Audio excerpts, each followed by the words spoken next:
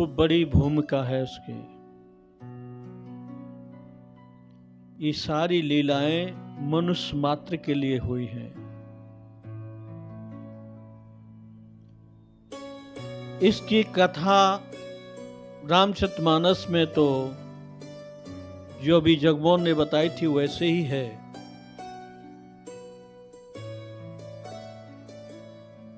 कि जब मंथरा केकई के पास पहुंची तो केकई को कहा कि देखो तुम्हें पता नहीं है, तुम्हारे प्रति बड़ा षड्यंत्र रचा जा रहा है। केकई ने पूछा क्या? कि अयोध्या में सजावट हो रही है। केकई ने पूछा क्यों हो रही है? कि राम को राज्याभिषेक हो रहा है। तो ये पता हमें क्यों नहीं पता चली? तो मंथरा ने कहा था भयऊ पाख दिन सजत समाजू और तुम पाई सुध मुई सनाजू। एक पखवाड़ा हो गया सजते हुए और तुमने खबर आज पाई है।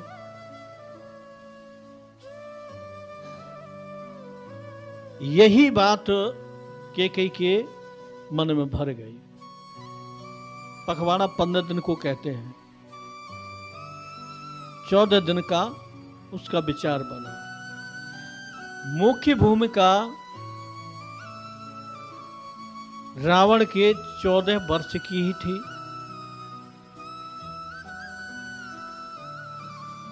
मेघनाथ को 12 वर्ष का विधान था कि जो स्त्री से दूर रहेगा, ब्रह्मचारी होगा, सोएगा नहीं, और जो परमात्मा का अनन्य भक्त होगा वही उसका वध कर सकता है। ये तो सब रामचरितमानस की कथाएं जो गूगल बाबा से भी लोग ले लेते हैं, मिल जाती है। लेकिन जो भी चरित्र हुआ है उसका सही मायने में अध्यात्म होता है।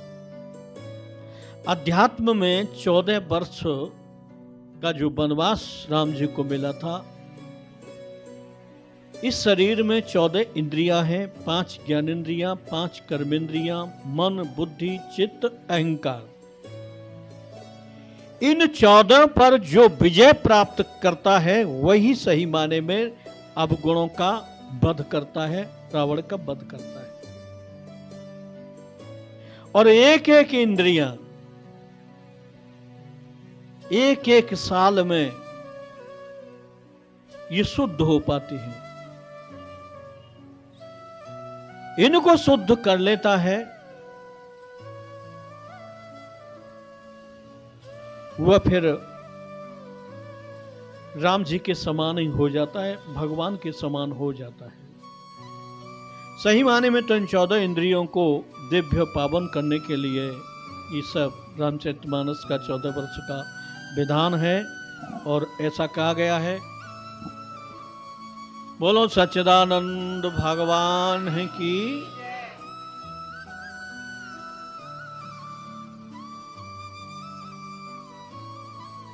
कल पीपा महाराज की प्रसंग चल रही थी।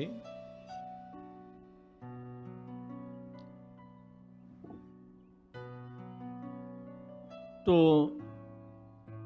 राजा होते हुए भगवान के शरण में इतने डूब गए कि संसार की सारी वासना त्याग दी। और उनके साथ उनकी धर्मपत्नी सीता सहचरी भी साथ निभा रही थी। दोनों अनन्य भक्त थे, शिष्य भी बहुत हुए। लेकिन एक बात है कि शिष्य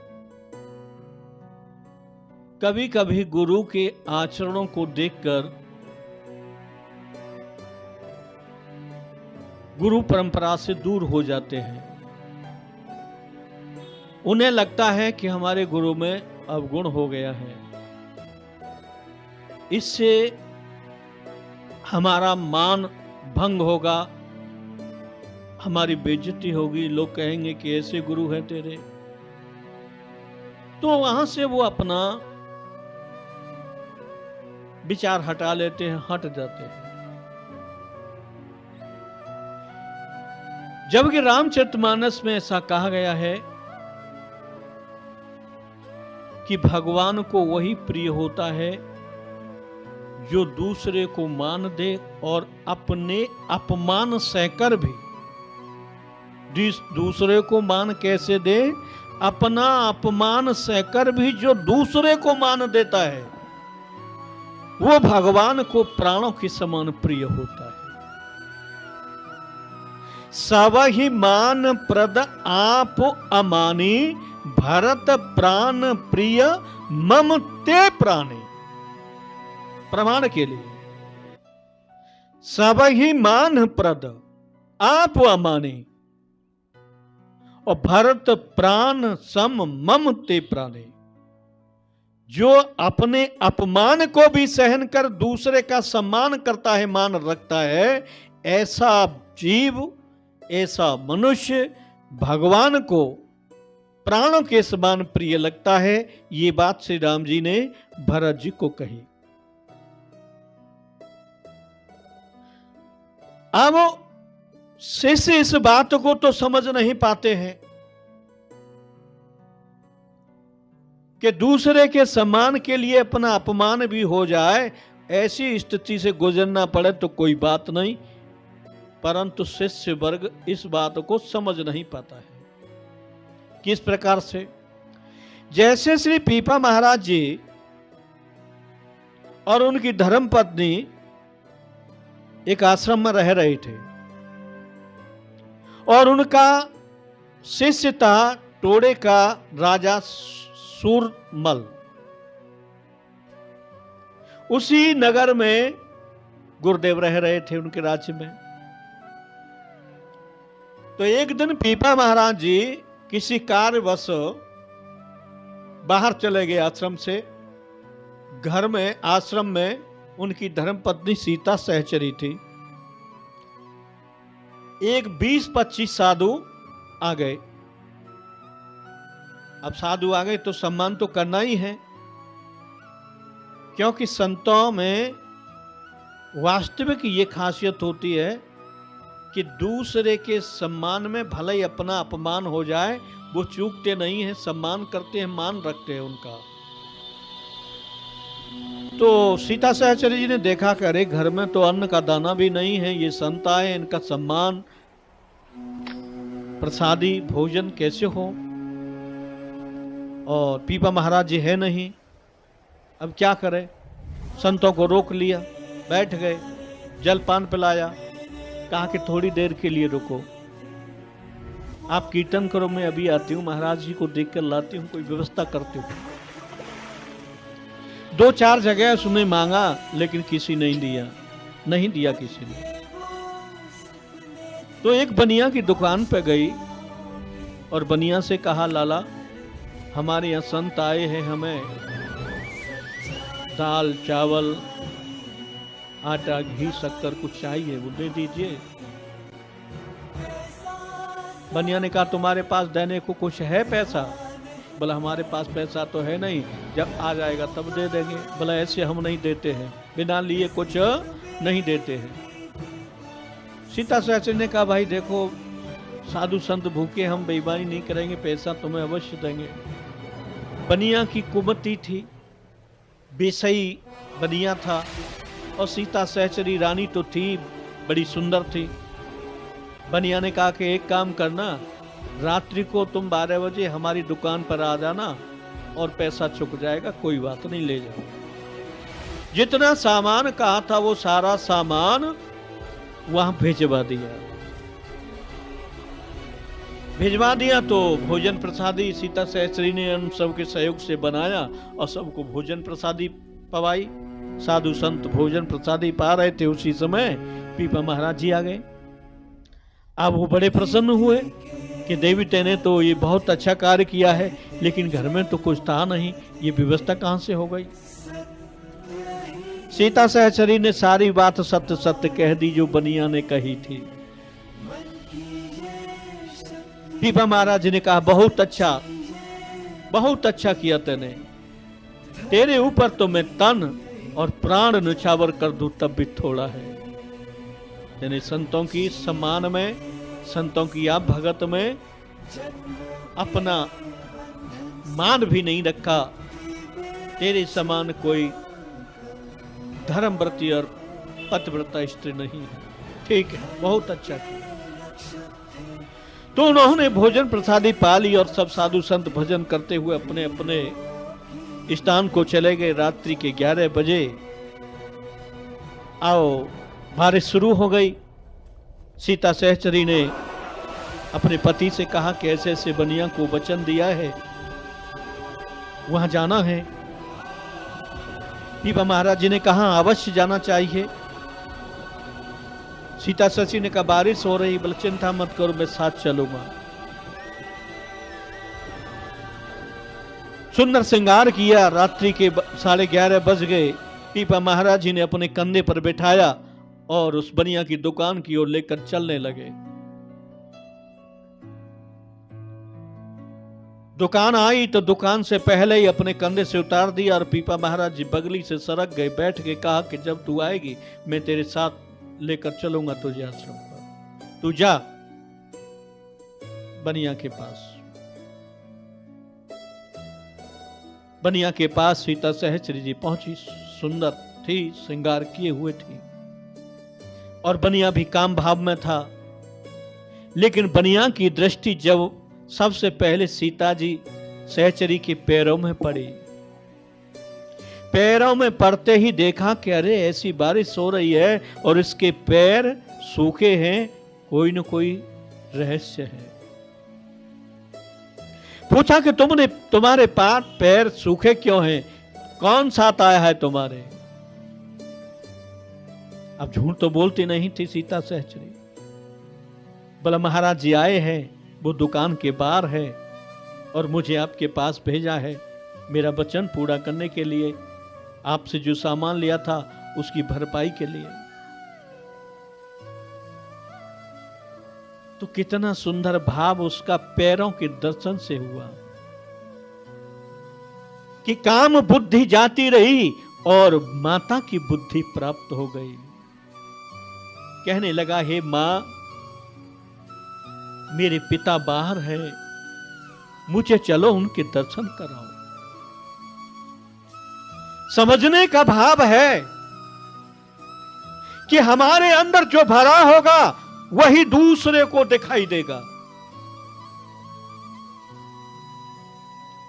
बनिया के अंदर काम भरा था तो काम दिखाई दिया, लेकिन सीता सहचरी के अंदर काम नहीं था, राम था। जब राम को कोई काम दृष्टि से देखेगा तो राम का इतना प्रभाव होगा कि उसकी सारी काम बुद्धि जाती रहेगी और वो दिव्य पावन बन जाएगा। बनिया बार माता जी को लेकर निकला। माता जी ने महाराज जी को दिखा दिया कि वो खड़े हैं, गया पैरों में पड़ा, अंदर दुकान में लाया और उनका शिष्य बन गया, हमेशा हमेशा के लिए भगवान का हो गया। लेकिन ये बात धीरे धीरे गांव भर में फैल गई कि पैसे के लिए और सीता सहचरी व्यभिचार कर रही हैं। बनिया की दुकान पर रात्रि को गई। लोग समझ तो नहीं पा रहे हैं, बात का अनर्थ ही कर रहे हैं। पूरे नगर में हल्ला मच गया कि सीता सहचरी पैसों के लिए बनिया के यहां व्यभिचार करने गई। अब तो जो जितने शिष्य थे सबकी बुद्धि मलिन हो गई कि हमारे गुरु माता बिगड़ गई। अब सब ने वो सारा प्रभाव, भजन, पूजा, सत्कार, साधु सेवा सब छोड़ दी। तो पीपा महाराज जी को बड़ा दुख हुआ कि लोग भगवान से विमुख होकर 84 लाख योनियों में भ्रमण करने की तैयारी कर रही है। ठीक नहीं है, इनका कल्याण कैसे होगा? ये दुर्मति के मारे अपने पापों को तो देखते नहीं हैं, लेकिन अनर्थ का अर्थ का अनर्थ करते हैं। तो एक दिन पीपा महाराज जी अपने शिष्य सूर्यमल के साथ पास पहुंचे। ड्योढ़ी पर पहरेदार था। पहरेदार से कहा कि कहो तुम्हारे गुरु आए हैं। सेवक ने जाकर कहा कि आपके गुरु आए हैं।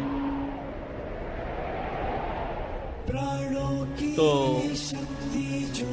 कहला भेजा कि कह दो किसी कार्य में व्यस्त है, समय नहीं है मिलने का।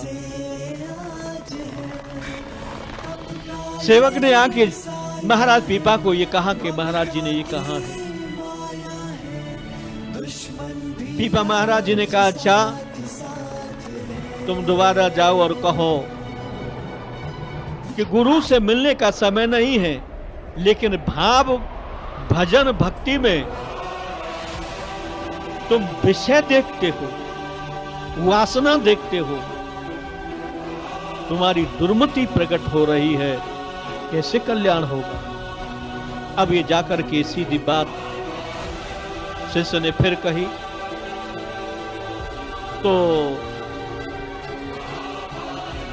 जब राजा ने सुना और उसे पता चला कि हाँ ये बात तो ठीक है, मैं भजन में जब भी करता हूं तो मेरी वासना में बुद्धि चली जाती है और मेरा भजन खरा नहीं उतर रहा है, तुरंत उसकी बुद्धि काबू में हुई और बाहर गया।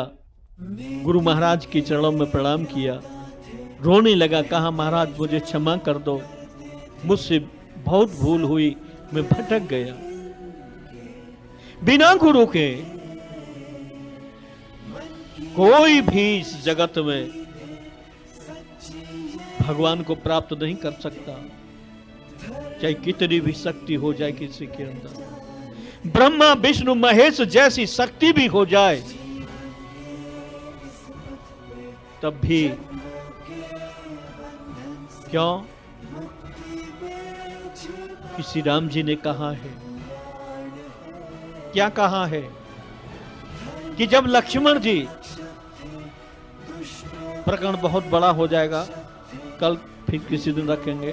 बोलो सच्चिदानंद भगवान है की। तो पीपा महाराज जी के पास टोड़े नगर का राजा सूरमल आ गया और दंडवत प्रणाम किया, क्षमा मांगी। तब एक परीक्षा और गुरु महाराज ने ली। पीपा महाराज ने कहा कि तू अपनी पत्नी को मुझे दे दे। अब राजा भड़क गया, क्यों? जब दीक्षा लेने के समय ये बात तय थी कि तेरा राज, तेरी पत्नी, सब कुछ मेरा है, तू स्वीकार है तो तुझे दीक्षा मिलेगी। टोड़े नगर के राजा ने हां कर दी थी। इसी सिद्धांत को लेकर कहा कि देख तू अपनी पत्नी को मुझे दे दे। राजा भड़क गया। वह पत्नी उसकी वैसे बाज थी लेकिन बहुत सुंदर थी, सब रानियों में सुंदर थी। अब ऐसा विचार करके मना कर दिया कि नहीं महाराज, मैं पत्नी को नहीं दे सकता। तो पीपा महाराज ने कहा कि अरे तू अपने वचनों से मुकर रहा है, जा अपनी पत्नी से बात कर और पूछ।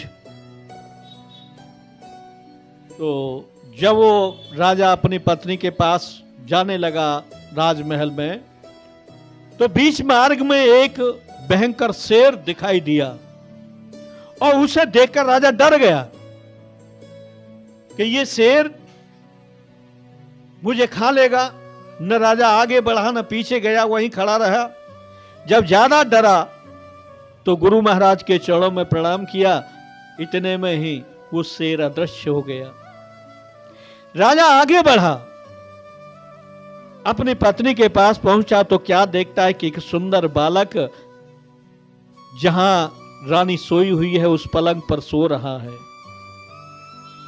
जबकि वो बाज थी। राजा को बड़ा विस्मय हुआ और पूछा ये क्या है? रानी ने कहा महाराज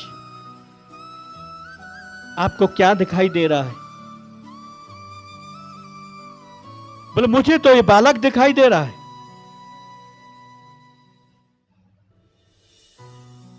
रानी ने कहा तुम्हें बालक दिखाई दे रहा है? बोला हाँ। राजा ने पूछा तुझे क्या दिखाई दे रहा है? बोले ये तो मुझे मेरा पिता दिखाई दे रहा है। राजा को बालक दिखाई दे रहा है और रानी को रानी का पिता दिखाई दे रहा है। दोनों बड़े आश्चर्य में हैं। फिर राजा ने गुरु महाराज के चरणों में प्रणाम किया कि गुरुदेव मेरी बुद्धि के पर्दे को खोल दीजिए। जब खोला तो क्या देखते हैं कि पीपा महाराज ही वहां सोए हुए हैं। दोनों पति पत्नी पीपा महाराज जी के चरणों में गिर गए, क्षमा याचना की और यथावत अपनी भगवत सेवा, भागवत भजन, पूजा में फिर अग्रसर हुए। कहने का तात्पर्य है कि कभी कभी ऐसा दिखाई देता है जो तुम्हें लगता होगा कि हां सत्य है, लेकिन वास्तविकता नहीं होती है। क्यों? किसी सिद्धांत को पूरा करने के लिए कुछ क्रियाएं ऐसी हो जाती हैं जो तुम्हें विचलित भी कर सकती हैं गुरु के द्वारा होने पर। बोलो सच्चिदानंद भगवान है कि झंडा